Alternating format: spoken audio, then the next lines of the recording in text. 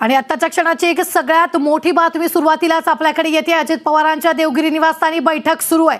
आमदार आणि मंत्र्यांची देवगिरी निवासस्थानी बैठक सुरू आहे। अजित पवार गट नाराज असल्याची जोरदार चर्चा रंगली आहे। अजित पवारांची दिल्लीतील बैठकीला ही दांडी आहे। शिंदे फडणवीस जीएसटी परिषदेच्या बैठकीसाठी रवाना झालेले आहेत। मात्र अजित पवार अजूनही देवगिरी बंगल्यावरच आहेत। अजित पवारांकडे अर्थ खातं असूनही परिषदेला दांडी का असा सवाल आता विचारला जातोय। अजित पवार दिल्लीश्वरांवरही नाराज असल्याची चर्चा आता रंगलेली आहे। ही सगळ्यात मोठी बातमी आपण पाहतो आहोत। अजित पवार गट नाराज असल्याची जोरदार चर्चा रंगलेली। दुसरीकडे देवगिरी बंगल्यावर मोठ्या प्रमाणात बैठकांचं सत्र सुरू झालेलं आहे। तर शिंदे आणि फडणवीस तातडीने दिल्लीसाठी रवाना झालेले आहेत। अजित पवारांकडे अर्थखातं असूनही परिषदेला त्यांनी दांडी का मारली ही सगळ्यात खरं तर मोठा प्रश्न आता उपस्थित झालेला आहे। या संदर्भात ताजे अपडेट देत आहेत आपले डेप्युटी एडिटर विलास आठवलेजी। विशेष प्रतिनिधी राहुल झोरी देखील आपल्याबरोबर जोडले गेलेले आहेत। विलासजी, सगळ्यात महत्त्वाचं म्हणजे की एकीकडे मुख्यमंत्री म्हणतायत अजित पवार आजारी आहेत, त्यांना बरं नाही आहे आणि त्यामुळे ते बैठकीला आलेले नाही आहेत किंवा कुठल्याच कार्यक्रमाला ते आज हजेरी ते लावणार नाहीत असं त्यांनी स्पष्ट म्हटलं। दुसरीकडे जर आपण पाहिलं तर देवगिरीवर मोठ्या प्रमाणात बैठकांचा धडाका सुरू आहे।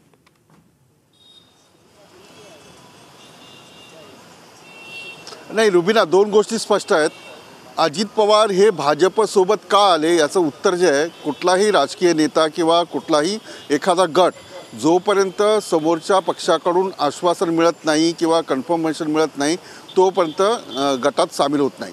दुसरा राहिला मुद्दा ईडीच्या चौकशीचा किंवा इतर काही चौकशीचा, तोही एक महत्त्वाचा मुद्दा आहे।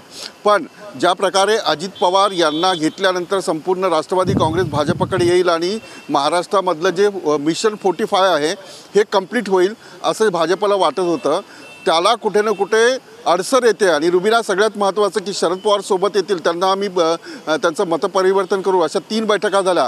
पहिली बैठक झाली, दुसरी बैठक झाली, तिसरी बैठक झाली, अजूनही शरद पवार जायला तयार नाही आहेत भाजपसोबत। इतकंच नाही तर जे गेले ते आमच्या पक्षात नाही आहेत, ते विरोधातले आहेत अशा प्रकारचं वक्तव्य सातत्याने शरद पवार करतात। त्यामुळे मोठी अडचण जी आहे ती भाजपसोबतच अजित पवार यांची झाली आहे। कारण जर शरद पवार आले नाही तर भाजप त्यांना मुख्यमंत्री पदाचं जे आश्वासन दिलं असेल किंवा एकनाथ शिंदे यांच्यावरची कारवाई जी आहे ती जर डिले झाली तर अजित पवार हे मुख्यमंत्री होऊ शकत नाही। काळ्या दगडावरची रेष आहे। याचं कारण असं आहे की अपात्र आमदार जर झाले नाही तर एकनाथ शिंदे कंटिन्यू मुख्यमंत्री राहतील आणि त्यामुळे अजित पवार यांचा मुख्यमंत्री पदाचा मार्ग जो आहे तो अडचणीचा होईल। त्यामुळे अजित पवार आणि त्यांच्या गटांमध्ये अस्वस्थता निश्चितच आहे। जरांगे पाटील यांचं मराठा आरक्षण असेल, आंदोलन असेल किंवा ओबीसीचं आरक्षण असेल, या सगळ्या मुद्द्यांवर बघा अजित पवार फारसं बोलायला तयार नाही आहेत किंवा त्यांच्या गटाकडून त्या प्रकारचं बोललं जात नाही आहे। पण एक लक्षात घ्या की हे आंदोलन फक्त आंदोलन नाही आहे, ही वातावरण निर्मिती आहे येणाऱ्या लोकसभा निवडणुकांची आणि त्याच्यामध्ये अजित पवार कुठेच दिसत नाही आहे। याचा अर्थ स्पष्ट आहे, कुठे ना कुठे अस्वस्थता निश्चितच आहे आणि ती अस्वस्थता अपात्र आमदारांच्या संदर्भातली कारवाई यावर कुठल्याही प्रकारची ठाम भूमिका जी आहे ती घेताना भाजप दिसत नाही आहे। रुबीना, बरं, आपले विशेष प्रतिनिधी राहुल झोरी देखील आपल्या सोबत आहे। तर राहुल, अजित पवार अस्वस्थ आहेत का? कारण त्यांनी दिल्लीतल्या परिषदेला देखील दांडी जी ती मारलेली आहे। शिंदे आणि फडणवीस दिल्लीला रवाना झालेले आहेत। अगदी रुबीना, अर्थमंत्री पद असताना देखील आणि उपमुख्यमंत्री पद असताना देखील अजित पवार दिल्लीला जात नाही आहेत। खरं तर आजच्या फक्त या दौऱ्याकडे न पाहता थोडंसं मागे जात न्यूज स्टेट महाराष्ट्रानं सर्वात आधी शनिवारी याबद्दलची एक बातमी दिली होती की मुख्यमंत्री आणि दोन्ही उपमुख्यमंत्र्यांमध्ये एक बैठक पार पडली। वरच्या निवासस्थानावर रात्री उशिराने ही बैठक जी पार पडली होती त्यामध्ये पालकमंत्री पदाचा विषय असेल आणि याचबरोबर मंत्रिमंडळ विस्ताराचा विषय असेल याची सविस्तर तिघांमध्येच चर्चा झाली। मात्र या बैठकीनंतर देखील तोडगा मात्र निघाला नाही। सर्वात महत्त्वाचं, अजित पवार किंवा राष्ट्रवादीचा जो गट सत्तेत सामील आहे त्यांच्याकडून काही जागांवर किंवा काही पालकमंत्री पदावर सुरुवातीपासूनच दावा केला होतोय। त्यातली 3 वादग्रस्त जी जिल्हे ठरत आहेत, अर्थातच पुण्यातला जो भाग म्हणजे पुणे जिल्हा असेल, सातारा असेल आणि रायगड असेल, ह्या 3 पैकी 2 जिल्ह्यांच्या बाबतीत मुख्यमंत्री एकनाथ शिंदे यांनी स्पष्ट संकेत ज्या पद्धतीने दिले आहेत की हे दोनही रायगड आणि सातारा आम्ही तुम्हाला देऊ शकणार नाही किंवा देणार नाही, हे जे स्पष्ट संकेत आले आणि त्यानंतर ज्या पद्धतीने अजित पवार गटाची राहण्याची उघडकीस झाली। सर्वात महत्त्वाचं म्हणजे 3 महिने झालेले आहेत, मंत्रिमंडळ विस्तार झाला आणि अजित पवार गट हा सत्तेत आला। मात्र 3 महिन्यानंतर देखील 9ही म्हणजे स्वतः अजित पवारांपासून इतर 8 मंत्र्यांना देखील कोणतंही पालकमंत्रीपद दिलं गेलेलं नाही आहे. आपल्या सगळ्यांना माहिती आहे की स्थानिक निवडणुका असतील किंवा इतर स्थानिक राजकारणाची जी गणितं असतील त्याची जी नाळ आहे किंवा त्याची जी एक चावी ज्याला आपण म्हणतो ते म्हणजेच त्या जिल्ह्याचं पालकमंत्रीपद, एक मोठा निधी असतो, DPDच्या मंत्र्यांना अनेक योजना असतात आणि त्या जिल्ह्याचं राजकारण पूर्णपणे कंट्रोल करण्याचा जो एक अधिकार किंवा एक नैतिकता जी मिळते ती अर्थातच पालकमंत्र्याला मिळते. मात्र राष्ट्रवादीच्या एकाही मंत्र्याकडे पालकमंत्रीपद नाही. एक बाजू हीच असताना दुसऱ्या बाजूला आज दिवसभरात जी महत्त्वाची आणि राजकीय वर्तुळात एक सगळ्यात मोठी चर्चेची जी गोष्ट घडली, अर्थातच अजित पवार मुंबईत आहेत. अजित पवार मुंबईतल्या आपल्या निवासस्थानी आहेत. मात्र अजित पवार मंत्रिमंडळाच्या बैठकीला आले नाही. एकंदरीत अजित पवार यांचा संपूर्ण कार्यपद्धती पाहिली, त्यांचा कामाचा जो बैठक पाहिली आणि एकंदरीत प्रशासकीय कामकाजाची सवय जर पाहिली तर अगदी 8, 8:30, 9 वाजता मंत्रालयात येणारे अजित पवार मंत्रिमंडळ बैठकीला गैरहजर कसे, हा एक मुद्दा आज निमित्तानं मोठा चर्चेला झाला. दुसऱ्या बाजूला अजित पवार वगळता इतर सर्व मंत्र्यांनी मुख्यमंत्री देवेंद्र फडणवीस यांची आज सकाळी भेट घेतली. यापूर्वी झालेल्या बैठका असतील, याचबरोबर पालकमंत्रीपदाच्या बाबतीतली आग्रही भूमिका त्यांनी त्यांच्याजवळ मांडली. मंत्रिमंडळात विस्तार असेल आणि याबाबतची भूमिका जी आहे ती लवकर स्पष्ट करावी. याचाच अर्थ जरी स्वतः अजित पवार गेले नसले तरी अजित पवार गटातील मंत्री ही अजित पवारांच्या नाराजीबद्दलच किंवा त्यांच्या मागणीबद्दलच हे देवेंद्र फडणवीसांकडे गेले होते. हे सगळं होत असताना भाजपकडून वारंवार सत्ताधारी पक्षांमध्ये किंवा सत्तेत असणाऱ्या पक्षांमध्ये भाजप हा मोठा भाऊ आहे असं वारंवार सांगितलं जाणं, याचाच अर्थ सर्व काही आलबेल नक्कीच नाही आहे. अजित पवार गट नाराज आहे का, तर याचं दुसरं तितकंच ताकदीचं उदाहरण की आजारी असताना जर देवगिरीवर बैठक होऊ शकते तर त्याच आजारपणात अजित पवार मंत्रिमंडळ बैठकीला येऊ शकत नाहीत का, आणि त्याचमुळं अजित पवार यांचं आजारपण केवळ राजकीय तर नाही ना, अशी चर्चा आज दिवसभरात उघडत दिसते.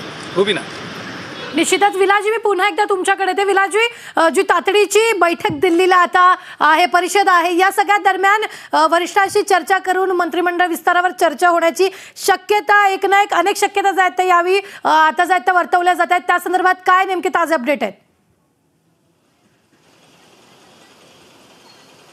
नाही रुबीना, आता भाजपला एक घाव 2 तुकडे करावेच लागतील. एक तर अजित पवार यांच्या गटाला काय द्यायचं, मुख्यमंत्रीपद द्यायचं की पालकमंत्रीपद द्यायचं, कारण मतदारसंघाचा विकास झाला तरच आपले आमदार निवडून येतील हे प्रत्येक आमदाराच्या म्हणजे प्रत्येक पक्षाच्या आमदाराला माहिती आहे. आणि त्याच्यामुळेच आता पालकमंत्रीपदाची जी लिस्ट आहे त्या लिस्टमध्ये जर अजित पवार यांच्यासोबत जे मंत्री गेले त्यांना मंत्रिपदाबरोबर जिल्ह्याचं पालकमंत्रीपद हे महत्त्वाचं त्यांना द्यावं लागेल.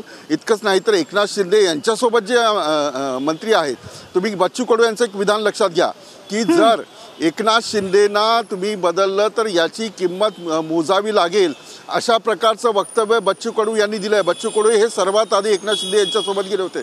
म्हणजे भाजपपुढे पेच काय, एक तर अजित पवार यांना मुख्यमंत्रीपद द्यायचं का अपात्र झाल्यानंतर, दुसरं अपात्रतेच्या कारवाईचा जो विलंब आहे तो विलंब झाला तर साहजिकच एकनाथ शिंदे हे कायमस्वरूपी मुख्यमंत्रीपदी राहतात. त्यामुळे अजित पवार यांना काय द्यायचं, त्यांच्यासोबत आलेल्या आमदारांना काय द्यायचं, हा मुद्दा जो आहे तो येणाऱ्या 10 ते 15 दिवसामध्ये सोडवावा लागेल. आणि ही जी बैठक झाली ती अत्यंत महत्त्वाची बैठक आहे. एकनाथ शिंदे फडणवीस यांची जी बैठक झाली ती अत्यंत महत्त्वाची आहे. याचं कारण असं की वेळ गेलेला आहे, 3 महिने झालेले आहेत, 1 वर्ष एकनाथ शिंदेच्या सरकारला झालेलं आहे.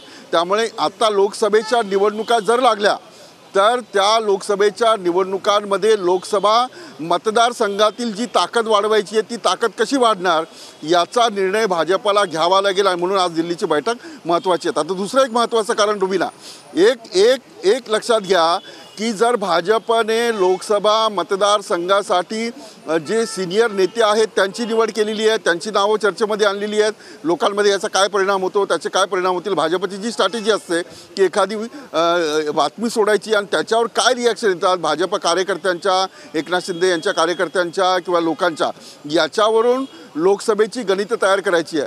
24 तास राजकारण करणारा भाजप पक्ष ओळखला जातो आणि या 24 तासामध्ये प्रत्येक मतदारसंघ कसा पिंजून काढायचा हेही बघावं लागेल.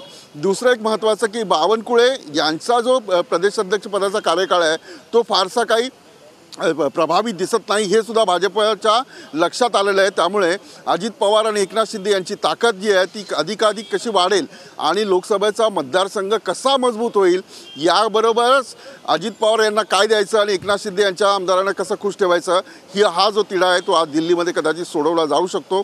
त्याचे परिणाम जे आहेत ते 10 ते 15 दिवसात येऊ शकतात. पण जर याला विलंब केला तर नुकसान ज्या प्रकारे भाजपचं आता झालं आहे ते नुकसान अधिकाधिक होत जाईल. ही सुद्धा माहिती जी आहे ती दिल्ली केंद्रातील नेत्यांना भाजपच्या ज्या कोर कमिटी आहेत त्यांनी पोहोचवले. आणखी एक महत्त्वाचं की ज्या प्रकारे भाजपचे नेते आमदार हे उद्धव ठाकरे यांच्या गटाला किंवा सुप्रिया सुळे शरद पवार यांच्या गटाला आरोप प्रत्यारोप करतात, त्याच्यामुळे डॅमेज होतं आहे.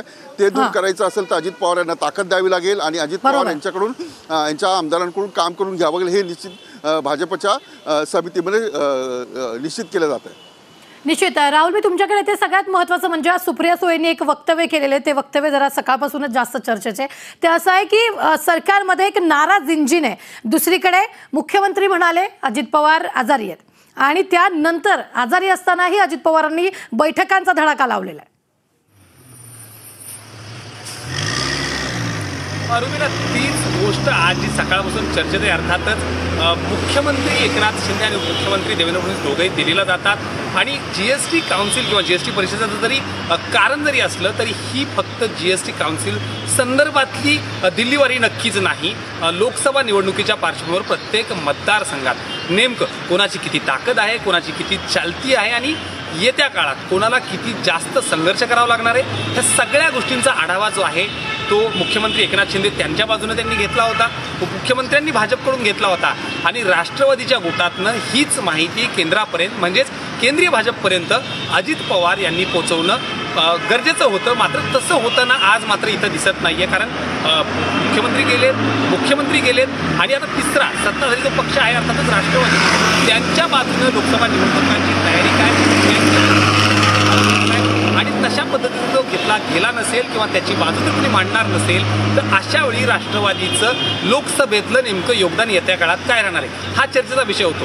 ज्यावेळी आपण बघतो की केंद्रीय भाजप अगदी स्वतःचे नेते असतील किंवा इतर पक्षातील कुठले नेते असतील जर ते सोबत असतील तर भाजपमध्ये किंवा केंद्रीय भाजपमध्ये कामाची एक पद्धत आहे, नियोजनपूर्ण आणि अगदी नियोजित असा कारभार तिथं केला जातो. आणि अशा टप्प्यांवर जर येत्या लोकसभा एकीकडे बघितलं तर महाविकास आघाडीच्या जागांवर चर्चा सुरू झालेली आहे, जागावाटपाच्या मुद्द्यावर चर्चा सुरू होते. मुंबईतल्या 4 महत्त्वाच्या जागांवर आज ठाकरे गटानं क्लेम केलेला असताना किंवा दावा केलेला असताना दुसऱ्या बाजूला महायुती म्हणून राष्ट्रवादी, शिवसेना शिंदे गट आणि भाजपची नेमकी तयारी काय याचसाठी ही दिल्ली वारी ही खूप महत्त्वाची होती. मात्र याच वारीतनं जरी GST काउन्सिलचा मुद्दा असला तरी याच दिल्ली वारीतनं अजित पवार स्वतःला जर बाजूला करत असतील तर फक्त महायुतीपुरतं म्हणजे मुख्यमंत्री किंवा देवेंद्र फडणवीस यांच्या विरोधातली राज्यापुरती नाराजी नाही तर दिल्लीश्वरांवर देखील अजित पवार नाराज आहेत की काय असंच काहीचं चित्र येत्या काळात उभं राहू शकतं. रुबीना, निश्चित.